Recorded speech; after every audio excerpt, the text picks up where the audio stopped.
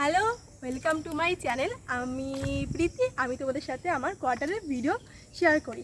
আজকে হলো quarter to home সিরিজের দ্বিতীয় দিন। আজকে আমরা বাড়ি যাচ্ছি, তো আজকে তোমাদের সাথে শেয়ার করব এখান থেকে কীভাবে বাড়ি যাচ্ছি, বাড়ি যাওয়া পর্যন্ত পুরো জার্নিটা তোমাদের সাথে শেয়ার করব।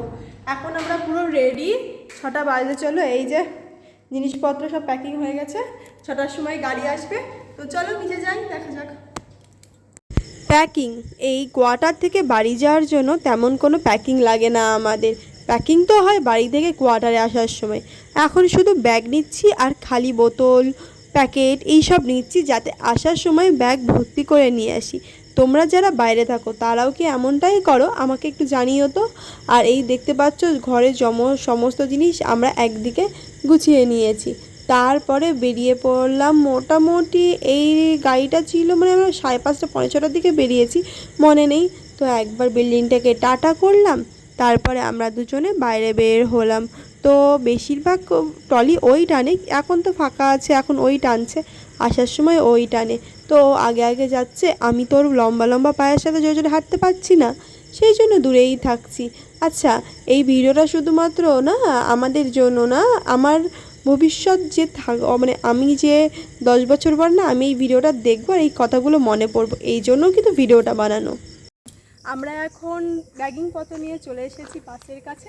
এই যে বাস 6:15 সময় বাসটা ছাড়বে, আর আমরা জিনিসপত্র নিয়ে এখানে দাঁড়িয়ে আছি। তো 2 মাস পর আমরা বাড়ি যাচ্ছি। আমার তো খুব মজা লাগছে, ওখানে গিয়ে অনেক মজা করব। এই জায়গাটাও একটু মিস করব, জায়গাটা খুব সুন্দর। আবার তো 10 দিন পর আবার চলে আসবো। তো তোমরা ভিডিওটা দেখতে থাকো, আজকে তোমাদের সাথে শেয়ার করব এখান থেকে আমরা বাড়ি যাওয়ার প্রত্যেকটা জার্নিটা তোমাদের সাথে শেয়ার করব। তো চলো তোমরা ভিডিওটা দেখতে থাকো প্রথম থেকে। আমাদের ওয়েস্ট বেঙ্গলে না সব জায়গায় টোটো, এইরকম ট্যাক্সি কেউ না কিছু পাওয়া যাবে, কিন্তু এখানে অটো পাওয়া যায়। আর আমরা ছত্তিশগড়ে এনটিপিসি যেই জায়গায় থাকি সেখান থেকে অটো করে যেতে হলে না অনেক টাকা লেগে যায়। মানে যেখানে ট্রেন ধরা সেখানে যেতে হলে 500 টাকা লাগে, মোটামুটি 30 মিনিটের রাস্তা। কিন্তু এনটিপিসি থেকে ট্রেন ধরার জন্য এই বাসগুলো চালায়। সকালে আছে, দুপুরে আছে, রাতে আছে, এরকম বিভিন্ন টাইমে বাসগুলো চালায়। এগুলোতে আমাদের পয়সা লাগে না, যেহেতু আমরা এনটিপিসিতেই থাকি। তো ওই বাসে করে চলে আসলাম স্টেশনে। বাবা স্টেশনের সামনে নামায়নি, উনি আবার বাস স্ট্যান্ডে নামিয়েছেন। সেখান থেকে তো প্রচণ্ড দৌড়াদৌড়ি করে এসে ট্রেন ধরলাম। তারপরে এসে না ঘুমিয়ে গেছি, ভিডিওই করা হয়নি। সকালবেলায় উঠে দেখি আমরা নিজেদের রাজ্যে চলে। ট্রেন তাও 2-3 ঘন্টা লেট আছে, 4 ঘন্টা 5 ঘন্টা ট্রেন লেট আছে। প্রায় 8:10-এ আমরা সাঁতরাগাছি পৌঁছাবো। সেখান থেকে আবার গাড়ি ধরে আমরা শিয়ালদায় যাব। যা গরম পড়ছে এখানে, সত্যি 8টার সময় প্রচুর রোদ, আমরা বেরোই না তো। তাহলে বলো, নিজের ভাষায় নিজের ফিলিং এক্সপ্রেস করা, এটা তো খুব খুব খুব শান্তি। আর যেটা আমি বলছিলাম, এই ভিডিওটা শুধুমাত্র আমার ভিউয়ার্সদের জন্য না, এই ভিডিওটা আমার ভবিষ্যতের জন্য। মানে ধরো আজ থেকে 5-10 বছর পরের প্রীতির জন্য। হ্যাঁ, সে হয়তো এখন অন্য কোথাও আছে, কিছু করছে, কিন্তু এই ফার্স্ট কোয়ার্টার তো ফিলিংটা তো তার মনে থাকবে সারা জীবন। তো তার কাছে যেন এই ফিলিংসটা দৃশ্যমান হয়, সেই জন্য ভিডিও করা। আর কোয়ার্টারে আসার পর এইটা আমার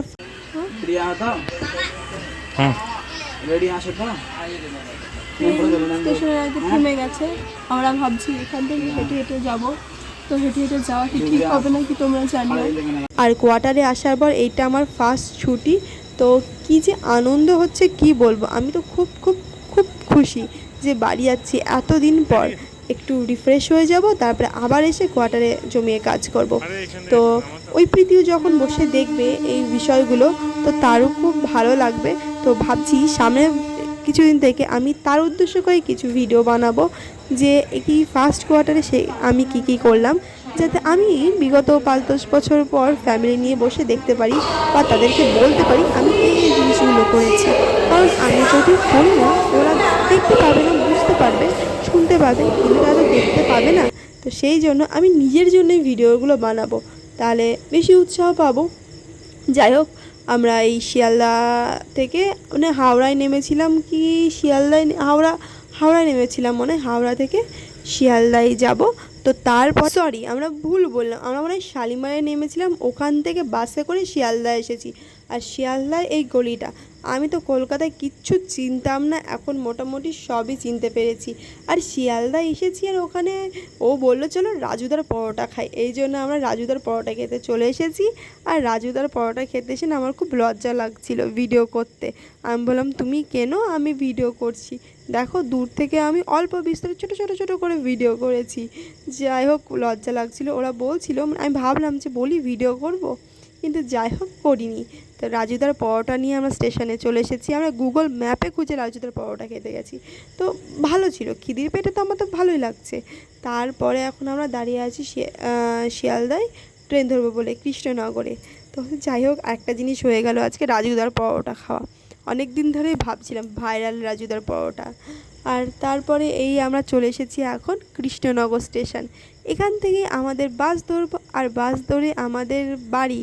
আর এতটা জার্নি করেছি না, সত্যি কথা বলতে আমার ট্রেনের জার্নি তো ভালো লাগতো, কিন্তু এখন না এই গরমের মধ্যে জার্নিটা এতটা কষ্টকর। আর সেদিন তো প্রচণ্ড প্রচণ্ড গরম পড়ছিল। আমাদের এলাকায় চলে এসেছি, এটা আলাদাই শান্তি। তো ফিল করতে করতে আমি বাড়ি পৌঁছাই। তোমরা ভিডিওটা দেখতে থাকো, আরও অনেক রকম ভিডিও আনবো, তোমরা সাথে থেকো। কেমন হচ্ছে, কি ইমপ্রুভমেন্ট করতে পারি সেটাও জানিও। তো টাটা, দেখা হচ্ছে নেক্সট ব্লগে।